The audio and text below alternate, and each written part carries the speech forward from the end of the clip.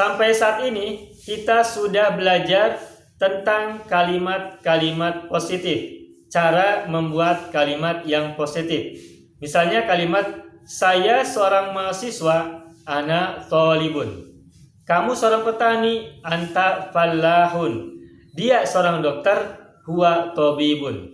Atau menggunakan nama orang, kamu adalah Muhammad, anta Muhammadun. Dia adalah Salman, huwa Salmanu, dan seterusnya. Semua kalimat yang sudah kita pelajari hingga hari ini adalah berkenaan dengan kalimat-kalimat yang positif dengan berbagai macam variasi. Seperti saya mempunyai buku, itu juga kalimat positif. Buku saya besar, itu juga kalimat positif. Nah, pada kesempatan kali ini kita akan lanjutkan bahasan kita bagaimana cara membuat kalimat-kalimat yang negatif. Bagaimana cara membuat kalimat yang negatif? Ada cara yang berbeda dari membuat kalimat yang positif. Mari lihat tulisan di papan tulis. Ini ada contoh kalimat ana thalibun. Ana adalah domir untuk bermakna subjek. Ana thalibun. Dan ana kalau kita runtut dari segi kedudukan kata, maka ana adalah mubtada alias subjek dan thalibun adalah khobar. Nah, ini kalimatnya positif. Ana thalibun adalah kalimat yang positif. Nah, sekarang bagaimana kalau kita ingin ubah kalimat ana thalibun, saya seorang mahasiswa ini menjadi kalimat negatif, menjadi saya bukan seorang mahasiswa. Nah, ketahuilah kalau kita ingin membuat kalimat yang negatif dari ana thalibun, maka caranya ada perubahan pada subjeknya. Nah, kalau kita ingin mengubah kalimat ana thalibun ini dari positif menjadi negatif, maka ada perubahan pada domir ana. Ana digunakan untuk menyatakan kalimat positif. Sedangkan kalau kita ingin mengubah kalimat ini menjadi negatif, maka ana, domir ana ini harus diubah. Tidak lagi menggunakan ana. Lalu menggunakan apa? Yakni menggunakan kata lastu. Lastu ini artinya adalah saya bukan. Ana saya. Nah, kalau saya bukan menjadi lastu. Kamu bahasa Arabnya adalah anta. Kalau kamu bukan menggunakan anta lagi, tapi menjadi lasta. Dia bahasa Arabnya adalah huwa. Kalau dia bukan, bahasa Arabnya adalah laisa. Kami bahasa Arabnya adalah nahnu. Kalau kami bukan, bahasa Arabnya menjadi lasna, dan seterusnya dan seterusnya. Nah, yang berubah tidak hanya domirnya, anak menjadi lastu, anta menjadi lasta, huwa menjadi laisa, dan seterusnya. Tapi juga perhatikan, ketika kita membuat kalimat negatif, maka yang berubah bukan hanya domirnya saja, tetapi juga ada perubahan pada kata setelah domir atau kata yang berkedudukan sebagai khobar. Ana ini kan mubtadanya, subjeknya, dan thalibun adalah khobarnya. Nah, ketika kita mengubah kalimat dari positif menjadi negatif, atau ketika kita membuat kalimat negatif, maka yang berubah bukan hanya subjeknya, bukan hanya mubtadanya, bukan hanya domirnya, tetapi juga khobarnya mengalami perubahan. Apa perubahannya? Coba lihat. Ana thalibun. Ana mubtada, thalibun khobar. Perhatikan huruf terakhir pada kata thalibun. Thalibun huruf terakhirnya adalah dhammatain. Thalibun. Nah, ketika kata thalibun kita tempatkan pada kalimat negatif diawali oleh lastu, maka mengalami perubahan huruf terakhirnya. Apa perubahannya? Thalibun menjadi thaliban.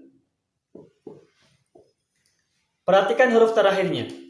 Thalibun dhammatain.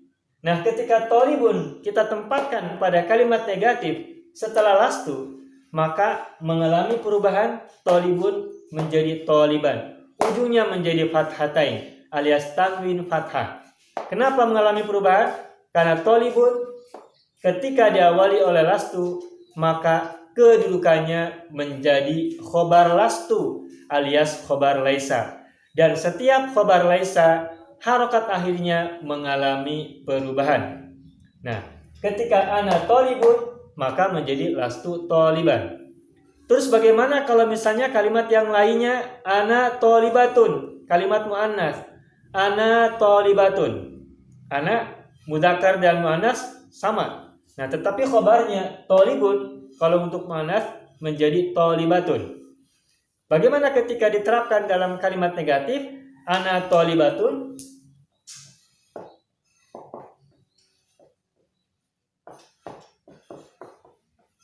Sama juga mengalami perubahan. Untuk domir atau subjek negatifnya untuk muannas sama, ana menjadi lastu. Mudzakkar juga sama, ana menjadi lastu. Ana lastu, ana lastu. Nah, lalu bagaimana tolibatun ketika kita tempatkan dalam kalimat negatif, maka mengalami perubahan pada harokat terakhir. Tolibatun, ujungnya domatain, ketika kita tempatkan dalam kalimat negatif setelah lastu, maka tolibatun berubah akhirnya menjadi tolibatan. Lastu tolibatan. Kenapa? Karena tolibatan kedudukannya bukan lagi sebagai khobar, tetapi kedudukannya sebagai khobar lastu atau khobar laisa. Sehingga semua khobar ketika diawali oleh kata negatif lastu atau yang lainnya, lasta dan sebagainya, maka harokat akhirnya mengalami perubahan. Tolibun menjadi toliban, tolibatun menjadi tolibatan, dan yang lain-lainnya. Nah, pertanyaan kemudian, ini domirnya ana. Kalau domirnya ana, maka menjadi lastu. Lalu bagaimana kalau domirnya anta? Ana menjadi lastu, lalu anta menjadi apa? Nah, ketahuilah, kalau ana menjadi lastu, kalau anta menjadi lasta, kalau huwa menjadi laisa, kalau anti menjadi lasti, dan kalau hiya menjadi laisat, dan seterusnya. Nah, tentang perubahan domir-domir dari ana menjadi lastu, anta menjadi lasta, dan sebagainya, insya Allah kita akan bahas pada video berikutnya, pada materi selanjutnya.